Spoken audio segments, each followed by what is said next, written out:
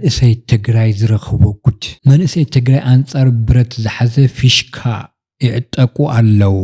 መወከሲ ሰሜን ኮርያ ኣብ ደቡብ ኮርያ ብርክት ዝበሉ መጉልሒ ድምፂ ማይክሮፎናት ብምትካል ኣብ ደቡብ ዝርከቡ ወታደራዊ እትም ክትፍትኑን ተደጋጋሚ ተርእያ ካብቶም መጉልሒ ድምፂ ንጎ መቀመጫኹም ተሓፂብኩም ዶ ለይቲ ብሕልምኩም ናይ ሰራዊት ድምፂ ከበረርኩም ዝሓደረ አባላት ፈሊጥናኩም ኢና አሜሪካ ምስጠፍአት መን እያ ከድሕነኩም ዝብል ካልኦት እዚ ከይከኣል ጉሒፋ ዝፀዓነት ፍኛታት ንሰማያዊ ደቡብ ኮርያ ከገርስጥ ክትስራሕ እኒሓ እያ ንሳ ስልቲ ምክልኻል ወይ ድማ ፀላኢ ናይ ምድኻም ስልቲ ኩናት ትብሎ ሎሚ ኣብ መቐለ ከምዚ ኣብ ፎቶ ትርእይዎ ዘለኹም ዘንጠልጥላ መንእሰይ ሓደ መንእሰይ ከተማ መቐለ መቃለሲ ሓሳብ ሓሲቡ አንጻር ግፋን ግፍፍትን በሓባራዊ ቃልሲ ንምክያድ ጎስጓስ ምግባር እስለትነት እዩ ኣብ ዝብል መደምደምታ ከም ዝበፅሐ ኣብ ማሕበራዊ ሚድያ የዝራርብ ኣሎ ንመተኣኻኸቢ ንምልክት ሓበሬታዊ ቃልሲ ፊሽካ መጥቀም ኢሉ ገሊጹ ኣብ መላእ ዓለም ኣብ ኢመርጀንሲ ኩነታት ንረድኤት ንምጽዋዕ መልእክቲ ንምትሕልላፍ አለርት ፊሽካ መጥቀም ልሙድ ተግባር እዩ ፊሽካ ድማ ከም ምልክት መተኣኻኸቢ ቃልሲ አንጻር ግፋን ግፍፍትን መጥቀም ዘመናዊ እዩ ክብል ይገልጽ ኣለው እዚ መንእሰይ እዚ ተግባራዊ ተገይሮም ብፊሽካ ተጸዋዊዑ ተኣኪቡ ክወፅእ ተሎ እነታት ፊሽካ ክሰምዓ ተለዋ ናእወያ ተኣኪበን ክጽዋዓ ተለዋ ክወፃ ተለዋ ህዝቢ ንዚ ጻውዒት ምላሽ ሂቡ ግልበጢሉ ክወፅእ ተሎ ግፍፍቲ ኣብ ሓደጋ ከኣቱ ከም ዝኽእሉ ኣመልካቲ ኮይኑ ኣሎ ሕግን ስርዓትን ይነግስ ኣሎ ዶክተር ደብረጽዮን ገብረ ሚካኤል ኢሉ ኣብቲ ሓዱሽ ኣዋጅ ስርዓት ሕግን ኣመልኪቶም ሎሚ ንሚድያታት መብርሂ ዝሃቡ መንግስቲ ትግራይ ዶክተር ደብረጽዮን ገብረ ሚካኤል ትግራይ ናብ ሕግን ስርዓቷን ትምለስ ከም ዘላ ገሊጾም ትግራይ ቀደም እውን ዓዲ ሕግን ስርዓትን እያ ዝብሉ ዶክተር ደብረጽዮን ናብ ጠፊኡ ዝነበረ ትካላዊ ስርዓት መንግስቲ ተመሊሳ ኣላ ክብል ገሊጾም ትግራይ ሕዚ ኣብ ምክክር ሕግን ስርዓትን ኣብ ምርግጋጽ ፍትሕን ተሓታትነትን ትርከብ ኢሎም ዶክተር ደብረጽዮን ገብረ ሚካኤል ኣሜሪካ ኣብ ውሽጢ ኢራን ሓዱሽ ዙር መጥቃዕቲ ፈጺማ ኣሜሪካ ኣብ ውሽጢ ኢራን ኣብ ዝርከቡ ኢላማታት ሓዱሽ ዙር መጥቃዕቲ ድሕሪ ምክያዳ ኣብ ሓደ መደብ ኢራን ቲክ ክወፅእ ከም ዝተረእየ ተገሊጹ እዚ ስርዓት ኣብ ልዕሊ እተን ብጸቢብ ባሕሪ ህርሙዝ ዝሓለፋ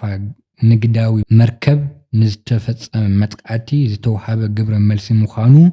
ማእኸላይ እዚ ኣሜሪካ ኣፍሊጡ ፕሬዝዳንት ዶናልድ ትራምፕ ብግዲኦም እቲ ኣብ ልዕሊ ንግዳዊ መርከብ ዝገብር መጥቃዕቲ ዝቕጽል እንተኮይኑ ኣሜሪካ ተወሳኺ ስጉምቲ ክትወስድ ምዃና ብምሕባር እዚ ተግባራዊ ዳግም እንተተፈጺሙ ኩነታት ካብዚ ንላዕሊ ዝብእስ ክኸውን እዩ ክብል መጠንቀቅታ ሂቡ እዚ ናይ መወዳእታ መጥቃዕቲ ኣብ መንጎ ኣሜሪካን ኢራን እናተኻየደ ኣብ ዝርከብ ወታደራዊ ጎንፂ ሓዱሽ ምዕራፍ ዝክፈት ምዃኑ እቲ ዜና ብተወሳኺ ሓቢሩ ኢራን ድሕሪ ካልኣይ መዓልቲ መጥቃዕቲ ኣሜሪካ ኣብ ኩዌትን ባሕሪንን ሕነ ተፈዲ ሰራዊት ኣሜሪካ ንመጽወብ ሆርሙዝ ንመጓዓዝያ መርከብ ክፍትን ንምግባር ዝዓለመ እቲ ዝበሉ ሓዱሽ መጥቃዕቲ ኣብ ልዕሊ ኢራን ኣካይዱ ኣብዚ ሰሙን እዚ ካልኣይ ማዕበል ናይ ሓደ ለይቲ መጥቃዕቲ ፕሬዝዳንት ኣሜሪካ ዶናልድ ትራምፕ ነቲ ኩናት ከብቅዕ ዝፈትን ግዝያዊ ስምምዕ ተዛዚሙ ድሕሪ ምባሉ እዩ ትራምፕ እቲ ኣድማታት ነቲ ብስሉን ብኢራን ኣብቲ መጽዋቡ ዝሓለፈ ሰለስተ ናይ ጽዕነትን መርከብ ዝፈጸመቶ መጥቃዕቲ ሕነ ምፍዳይ ምዃኑ ገሊጹ ድሕሪ ሰዓታት ኢራን ኣብ ባሕሪ ኩዌትን ንዝርከቡ ወታደራዊ ቦታታት ኣሜሪካ መጥቃዕቲ ከም ዝፈጸመት ገሊጻ ኢራን ንዝቀተለት ላዕለዋይ መራሒ ኣያቶላህ አሊ ካሚነይ ጽባሕ ሐሙስ ኣብ መሽሃድ ኣብ ዝርከብ ቅዱስ መቅደስ እቲ ሃገር ክትቀብሮ እያ ኢራን ንዝተቀተላ ላዕለዋይ መራሒ ኣብ ጥርዚ ጆምላዊ ቀብሪ ክትቀብር እያ ሰባት ሳንዱቕ ሬሳ ናይቲ ብ28 ለካቲት ብደብዳብ ነፈርቲ እስራኤልን ኣሜሪካን ዝተቀተለ ላዕለዋይ መራሒ ኢራን ኣያቶላህ አሊ ካሚነይ ኣብ መስራሕ ቀብሩ ኣብ ካረምባላ ኢራቅ ሐምለ 9 ይካየድሎ ሓዘንተኛታት ኣብ መዓልቲ ቀብሪ ናይቲ ብ28 ለካቲት ደብዳብ ነፈርቲ እስራኤል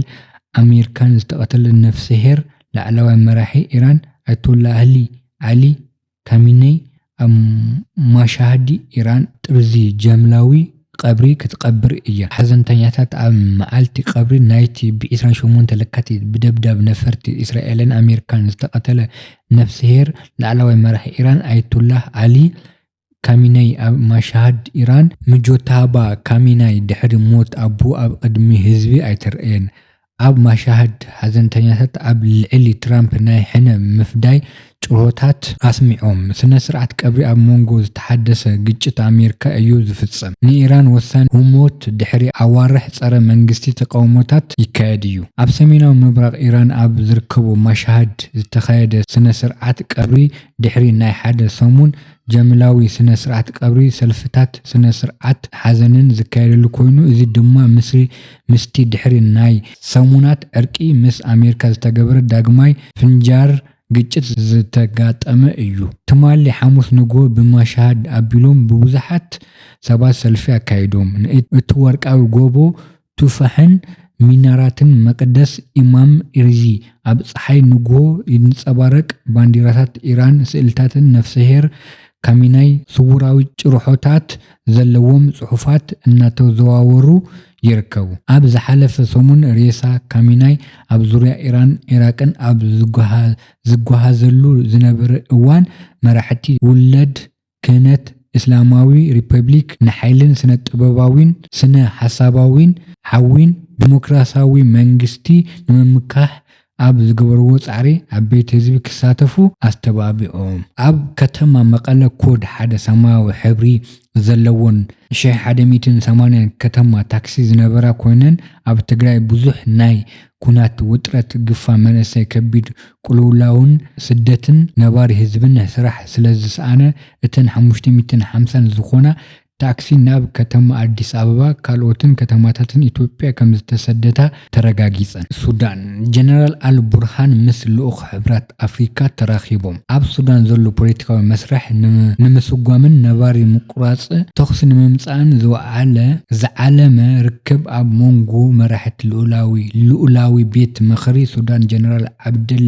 ፈታሕ አል ቡርሃን ልኡኽ ሕብራት አፍሪካ መሐመድ በሊሃሽን ተኻይዱ ዳግማይ ምኽፋት ቤት ጽሕፈት እዚ ሎሚ ዕለት 02 ሐምለ 2018 ዓ.ም ዝተካየደ ርክብ ኣብ ካርቱም ዝርከብ ቤት ጽሕፈት ርክብ ሕብራትን አፍሪካ ዳግማይ ንምክፋት ስትራቴጂታት ሰላም ንምልዛብን ዝዓለመ እዩ። ወታደራዊ ዓወትን ዲፕሎማስን እዚ ርክብ ዝካየድ ዘሎ ጀነራል አል ቡርሃን ንከባቢ ኩምሩክ ብወታደራዊ ሓይሊ ኣብ ትሕቲ ቁፅሮም ድሕሪ ምእታው ኮይኑ ወታደራዊ ሓይሊ ንሰላምን ዲፕሎማስያውያን ድርድር ሓገዝ ዓቕሚ እዩ